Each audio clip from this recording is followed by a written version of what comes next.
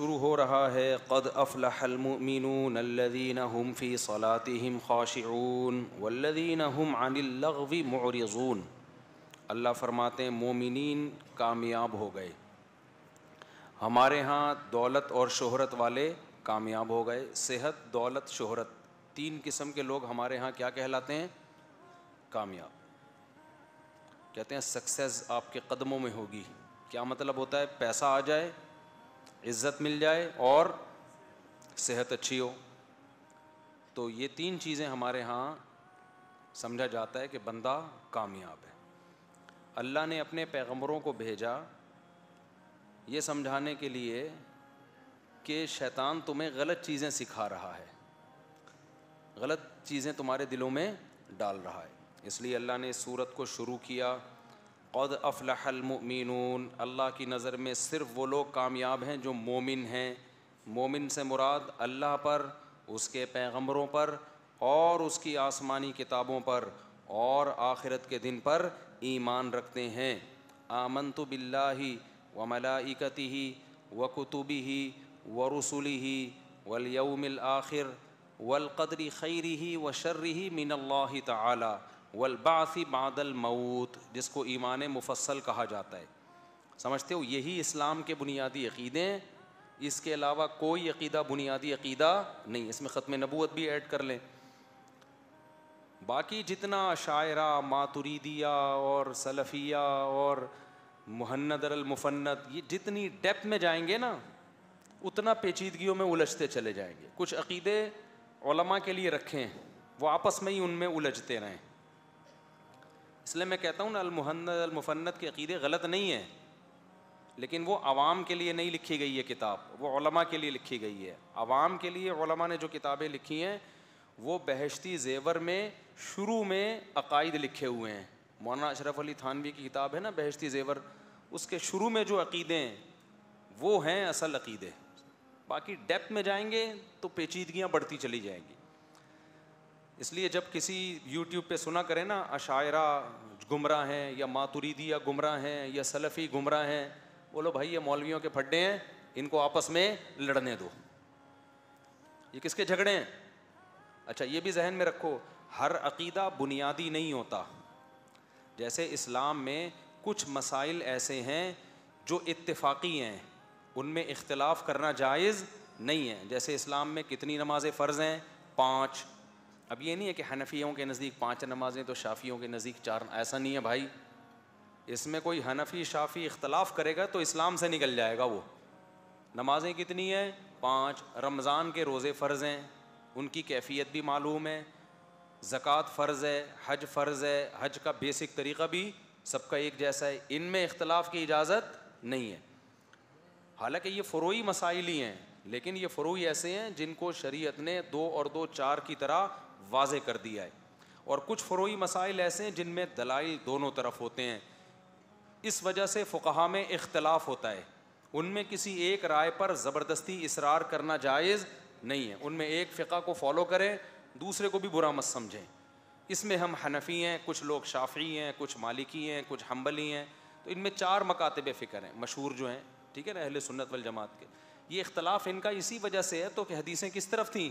دونوں طرف تھیں۔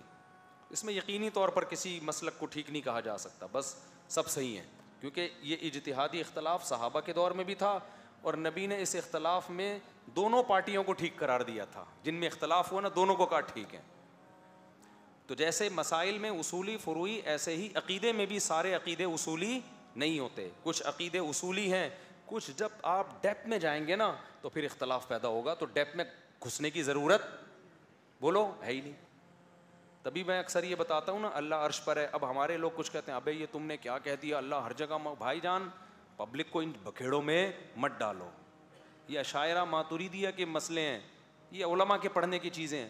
پبلک کو وہ بتاؤ جو حدیث میں ہے کہ نبی نے باندی سے پوچھا اللہ کہاں ہے، باندی نے کہا فی السماء، ایسے انگلی سے اشارہ کیا۔ تو بس جب اس باندی کی بخشش ہو سکتی ہے یوں اشارہ کرنے سے، تو آج اگر کوئی دیوبندی سے پوچھا جائے اللہ کہاں ہے، وہ بولے ادھر ہے، تو اس کی بھی بخشش انشاءاللہ ہو جائے گی، ٹھیک ہے نا۔ تو اس لیے بکھیڑوں میں پڑھنے، ہاں پھر آگے اس کی کیفیت میں پڑھو ہی نہیں۔ پھر کوئی آگے سے جواب دیتا ہے اللہ تو ہر جگہ ہے. بولو بھائی یہ کس کے مسائل ہیں؟ یہ مدرسوں میں پڑھنے پڑھانے کے ہیں. پبلک کے لیے اتنی ڈیپتھ میں جانا بولو بالکل نقصان دہ ان کی صحت کے لیے. جس چیز کو اللہ رسول نے بیان کر دیا نا جتنا، بس اس کو اتنا ہی رکھو. ہاں کچھ مسائل علماء کے لیے ہوتے ہیں وہ جائیں ڈیپتھ میں، تو آپ تو علماء نہیں ہے نا، وہ کچھ مولویوں کے لیے پھڈے آپس میں ان کے جھگڑنے کے لیے رکھیں. جھگڑا بہت ضروری ہے، یہ ذہن میں رکھو. تو پھر کس چیز میں پھڈا ہوگا؟ تو وہ ان کے لیے رکھو. اور صحیح عالم وہی ہوتا ہے جو عوام سے، عوام کے مینٹل لیول پہ آ کے بات کرے. وہ اپنی افلاطونیاں اور اپنی بقراتیاں لوگوں کے سامنے نہ بتائے.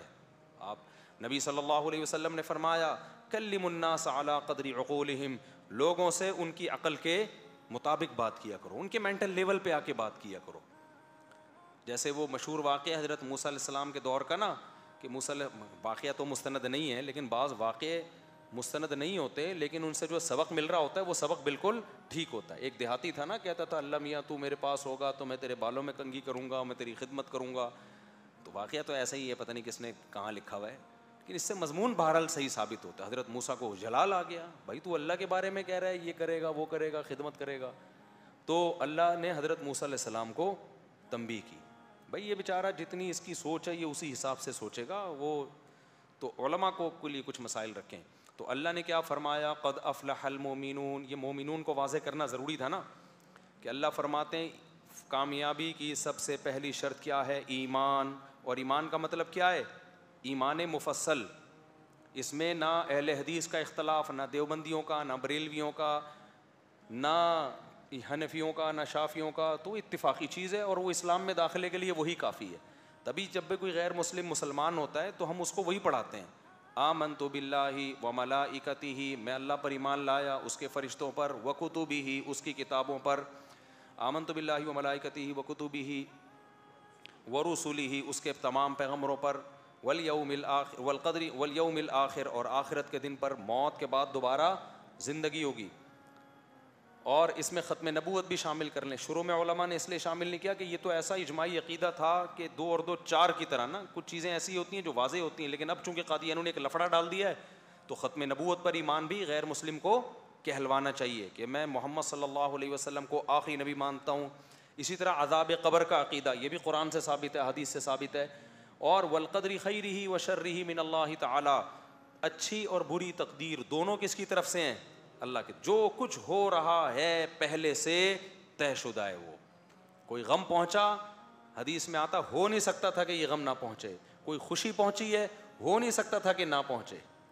یہ ہو کہ جو بھی ہو رہا ہے وہ ہو کے رہنا تھا. سمجھتے ہو؟ تو کامیابی کی پہلی شرط یہ والا ایمان ہے. سمجھتے ہو؟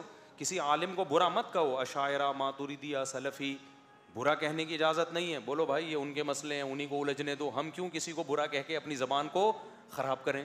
میرے ایک سعودی عرب کے ایک عرب سے میری ملاقات ہوئی، ان کو وہاں کے کسی سعودیہ ہی کے کسی عالم پر بڑا اعتراض تھا نا، کوئی کسی پالیسی سے تھا یا کسی مسئلے سے. تو میں نے کہا آپ کے تو فلاں عالم یہ کہتے ہیں لحم العلماء مسموم.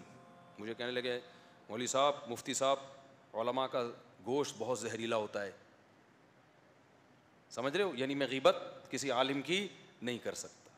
تو ان کی خیریں ان کے شر سے زیادہ ہیں. تو علماء کے بارے میں موقف رکھو بھائی، کیا کرنا غیبت کر